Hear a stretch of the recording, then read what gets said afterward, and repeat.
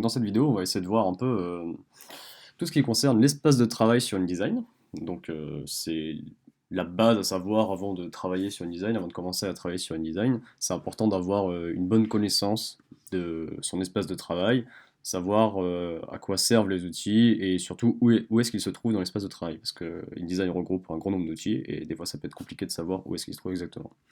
Donc, on va faire ça vite. Pour commencer rapidement, dans Fenêtre, vous avez tous vos espaces de travail. Donc, enfin, comment dire, non pas tous vos espaces de travail, mais plutôt toutes vos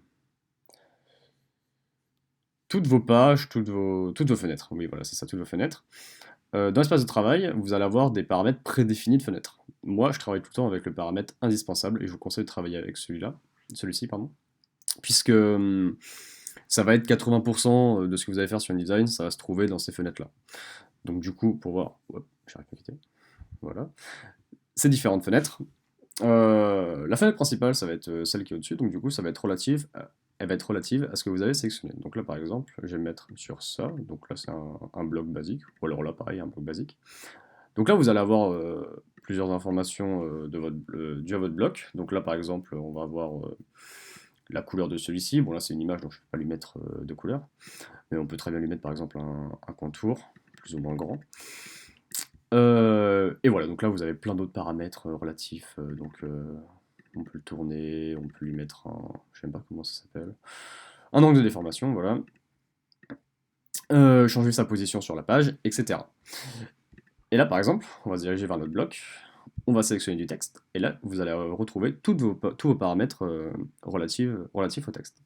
Donc ici on a la police d'écriture, les variantes de police, je vais pas rentrer dedans, la taille du texte, l'espacement du texte, enfin l'espacement du texte, et là c'est comment ils appellent ça déjà? Le... Il veut pas me dire. Ah. L'interligne, voilà. Voilà, donc là pour déformer votre texte, comme bon vous semble, etc. Là par rapport à la position dans le bloc, etc. Ensuite, les éléments les plus pertinents après ce bloc-là, vont se trouver à gauche. Donc là, vous allez avoir tous les outils. Donc du coup, l'outil de sélection, l'outil de sélection directe, ouais, voilà, donc qui va vous permettre de déformer comme vous le souhaitez vos blocs. Donc là, on a le texte, on peut aussi mettre du texte en curviligne, hein, donc clic droit pour accéder à plus de paramètres quand il y a une petite flèche à côté. Là, vous allez avoir le crayon, la plume, l'outil trait, on utilise très peu quand même sur InDesign, mais on sait jamais. Les outils les plus importants, en tout cas qu'on va souvent utiliser, donc l'outil bloc dans lequel vous pouvez mettre une image, donc glisser une image par exemple comme ça, hop là, là vous avez une image à l'intérieur. On verra plus tard comment importer et comment modifier les images comme il faut dans ces blocs-là. L'outil stock on utilise très peu, donc ouais, l'outil rectangle, donc pareil, sauf que là du coup ça va être pour mettre une couleur, donc là voilà ça m'applique ma première couleur, ou ma dernière couleur plutôt que j'ai utilisée. L'outil pipette, qui lui également est assez pertinent, donc il va vous permettre de prendre une couleur. Là par exemple j'ai pris une couleur sur mon image, donc là elle apparaît en premier plan dans mon nuancier. Si je fais une nouvelle nuance, il y a cette couleur là qui apparaît. Donc j'ai prise avec mon outil pipette. Si vous faites clic droit, vous avez également l'outil thème de couleur qui va vous permettre de par exemple sélectionner une image qui va proposer un thème de couleur. Et là vous pouvez l'ajouter directement au nuancier. Et donc du coup ça peut permettre de se baser sur une image par exemple pour avoir un thème de couleur pour une création. Donc ça peut être assez sympa. Ensuite, à droite, on va retrouver pas mal de pages qui vont être plutôt éligibles à certaines choses. Donc là, le nuancier donc, qui va regrouper toutes les couleurs que vous pouvez soit créer vous-même, soit dupliquer, soit prendre, comme je l'ai fait auparavant, par le petit pipette. Donc là, on voit qu'on est sur le contour, mais on peut également cliquer là pour passer sur du coup, c'est pas le contour, enfin c'est le cadre, quoi, enfin le rectangle. Donc là, on peut faire ça pour inverser et puis pour mettre en contour. Bon, forcément, mon contour n'est pas assez gros, donc on voit pas. Voilà, là, vous voyez bien. Là, en parlant du contour, et ben oui, voilà, on retrouve une page éligible au contour où on a plus de paramètres. Donc du coup, au niveau des extrémités, des alignements de contours, du type de contour que l'on veut, etc. Donc c'est assez pertinent, je pense, hein, vous pouvez le trouver par vous-même. Ici, on a des paramètres éligibles au caractère, donc c'est ceux qu'on a vu tout à l'heure dans la page juste au-dessus, hein, et pas chercher bien loin. Ici, éligible au calque, donc là, on voit que j'ai plusieurs calques sur ma page, donc mon bloc de texte qui est ici sélectionné avec Mark Design, forêt.jpg qui est mon cadre ici, et InDesign qui est Ah non, donc InDesign, oui, c'est mon bloc ici, d'accord. Et bloc de texte, c'est mon bloc avec un contour tout en bas. Et enfin, vous allez avoir les liens. Donc là, on n'a qu'un seul lien qui est la forêt.jpg, qui est donc mon image que j'ai importée dans un outil bloc rectangulaire que j'ai placé au milieu. Voilà. Et, oups, pardon.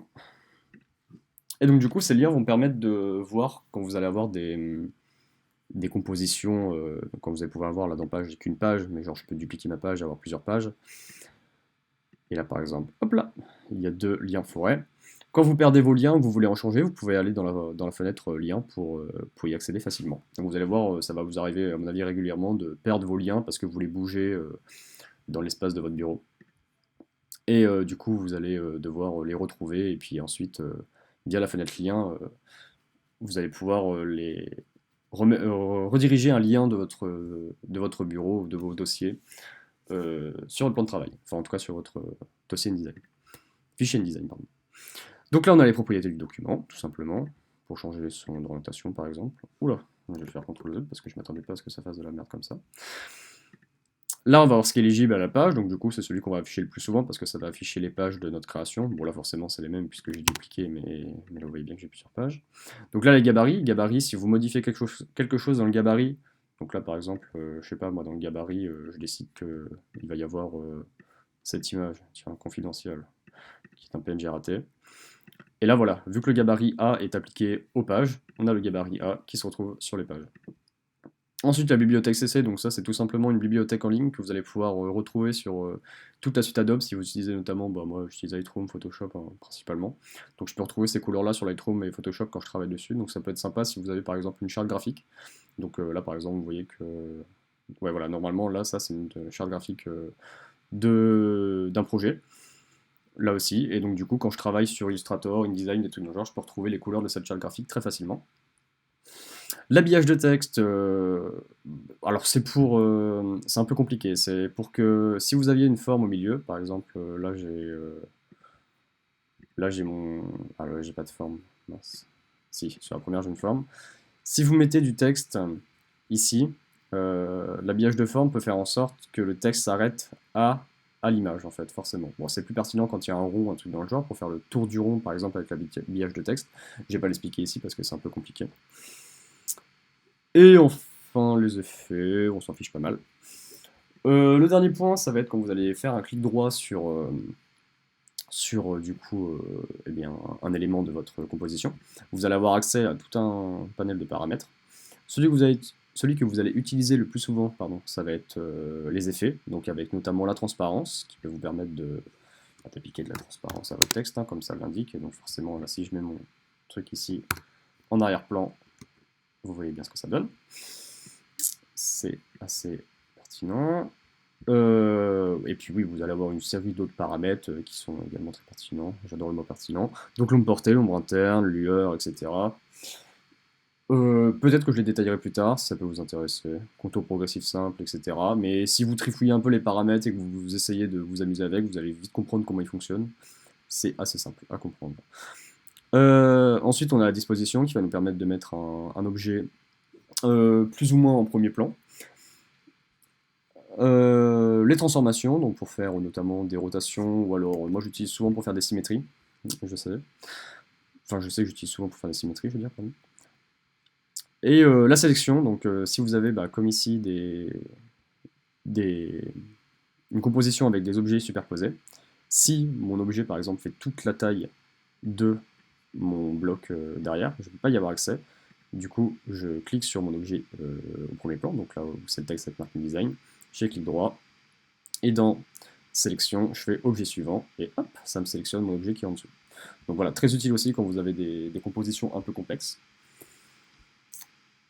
Et pour terminer, je pense qu'on a terminé. Je pense qu'on a fait un peu le tour. Alors j'ai dû oublier 2-3 trucs, mais globalement là vous avez un peu les indispensables, comme l'indique très bien le mode de fonctionnement dans lequel je suis actuellement, d'InDesign, pour voir à peu près où se trouvent tous les outils qui sont les plus pertinents et les plus utilisés.